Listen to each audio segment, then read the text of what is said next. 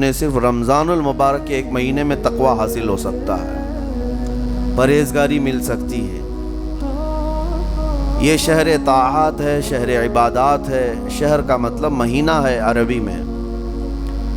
اور دیکھیں کتنی سہولیات تمہارے لیے رکھی گئی ہیں کہ شیطان کے وسوسوں سے محفوظ رکھا گیا، کہ تمہیں مہینہ بھر شیطان اور اس کی ذریت سے، اس کے حملوں سے بچا کر رب تبارک و تعالیٰ نے اس مہینے میں رکھا ہے۔ تو اب میرے عزیزو، تھوڑی سی محنت کی ضرورت ہوتی ہے تاکہ ہمارا دل پاک ہو جائے۔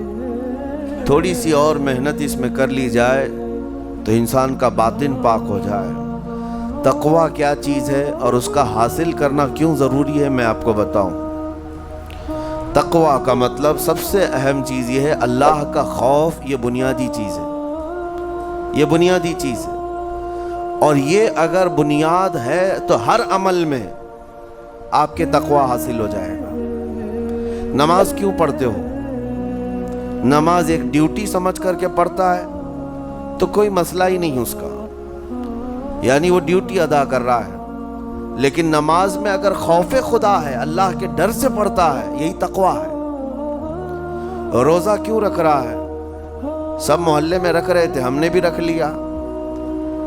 روزہ اس لیے رکھ رہا ہوں کہ لوگ برا نہ سمجھیں یا اسلام کا ایک حصہ ہے۔ اتنی ہی نیت تھی تو پھر اس نے روزے سے کچھ حاصل نہیں کیا، لیکن اسی روزے کو اللہ کے خوف سے رکھا، یہی تقویٰ ہے۔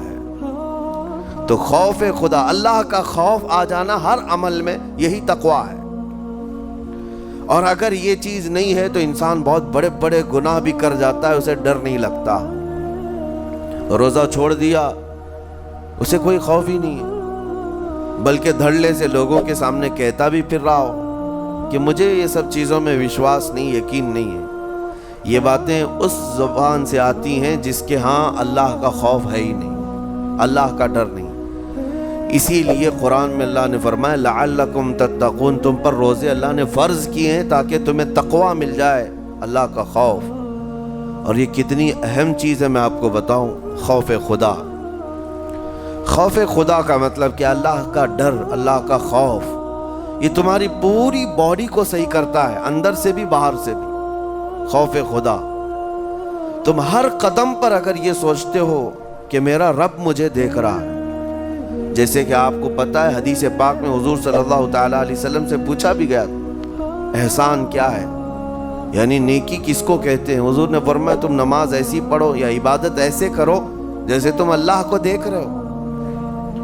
اور اگر یہ نہیں ہو سکتا تم سے تو اتنا احساس تو رہے کہ اللہ تمہیں دیکھ رہا ہے۔ تو ہر عمل میں تمہارے یہ سوچ آئے کہ مجھے میرا رب دیکھ رہا ہے، تمہارے قدم سنبھل جائیں گے۔